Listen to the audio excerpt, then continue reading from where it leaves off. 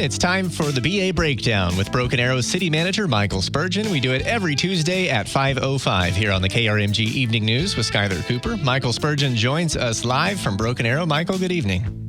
Skyler, how you doing? It's great to be with you this evening. Thanks so much for being here. We heard earlier this week that Tulsa Recycle and Transfer is back up and running after a fire there almost a year ago. We've been following this very closely, and now it's my understanding that Broken Arrow and other cities, not just Tulsa, use that recycling center. And now that it's up and going, let's check on Broken Arrow. Will BA start collecting recycling again soon?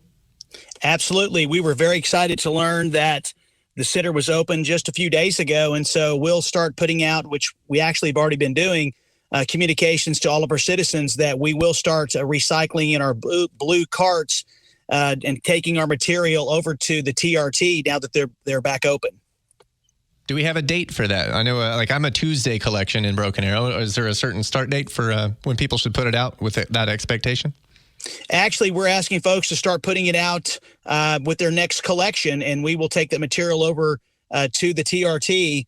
And I'm sure it's going to take a little bit of time for folks to ramp back up. It was unfortunate that we lost the facility in April of last year, but I think that Broken Arrow was responding very well when we started, and I know that they will do so this time as well, as start to recycle that material as soon as they hear about it, if they haven't already heard about it. All right, excellent news. I've actually had a big blue bin full of recycling materials that I've just been waiting to put out. I know they were taking it all to Covanta for energy, but I thought I'd save it for when recycling restarted. So I've got a full one for you guys. That's going to be great. We're going to love to add you to that tonnage. I mean, we do well over 4,000 tons is what we're anticipating. So that's going to be a real good dent in that waste that we won't have to take to Covanta or eventually to the landfill. Broken Arrow City Manager Michael Spurgeon. It's the BA Breakdown every Tuesday at 5:05 here on the KRMG Evening News. Michael, let's talk about Bell's for just a little bit. Bell's Amusement Park. It was 2 or 3 weeks ago we reported what you said during a city council meeting, which was this, that there's a developer involved in the purchase of that land at Kenosha and the Creek Turnpike. You said they had not really decided if they would turn it into an amusement park or a retail or some combination of things. And that was a surprise for a lot of people because it was just back in November that there was that big news conference about Bell's moving to BA, and it sounded, to me at least, like a sure thing. So where does all of that stand now? Well, I said for several months, as well as the council members, I should say, is that we needed to wait till we received an application to find out exactly what type of development would be there.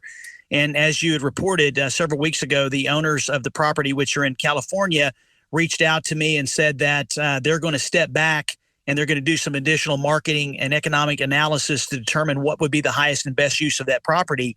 We had a very lengthy Zoom call with them about 3 weeks ago, and they're going to be working with Jennifer Rush, our economic development manager, and Jennifer Conway from the Broken Arrow Chamber, who does economic development for the city, to help them with those analyses.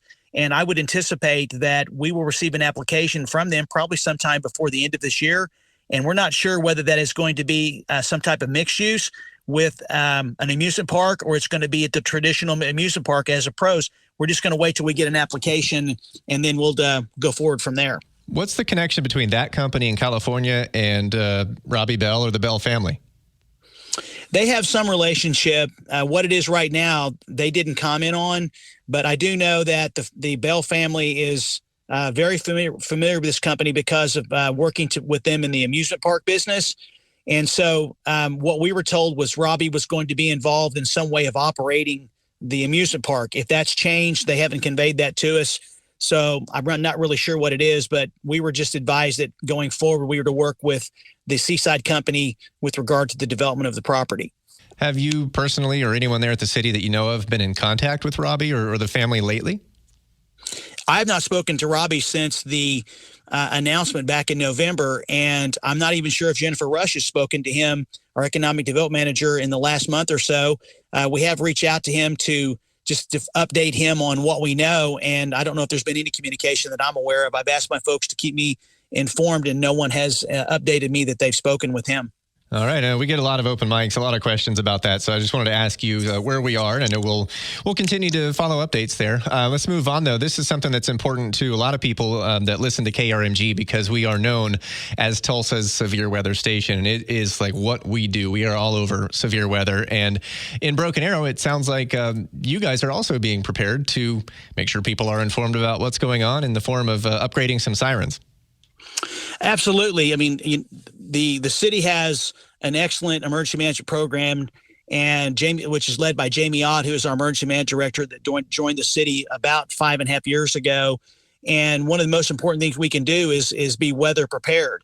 And we were fortunate to have the community support a bond package back in 2018 to install some additional sirens, and we've secured a grant through the FEMA and the federal government to actually replace a number of our existing sirens to ensure that those folks that are outside during severe weather will hear those sirens and to know to take cover. So Jamie Ott is amazing as emergency management director, and we're very fortunate to have him. And he prides himself on testing the sirens, keeping the city council, the administration, and the committee informed on what's going on, not only just when there are storms, but also with our preparedness to make sure that it becomes a constant, that people understand that they need to be weather aware. And I just couldn't be prouder of Jamie, and as well as Major Tom Cooper. He said something in there that's really important. A lot of people don't understand, and it's that those sirens are for people outdoors. You aren't necessarily supposed to hear it in the center of your house or when you're in a store or something.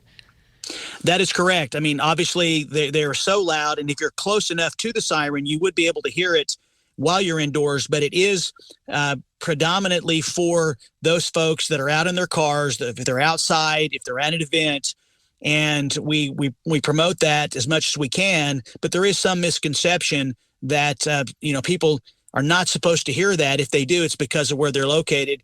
And then we have other communications that we try to keep the folks posted. And then, of course, we have great radio stations and television stations that do an excellent job of keeping the community informed of where we are with respect to the weather.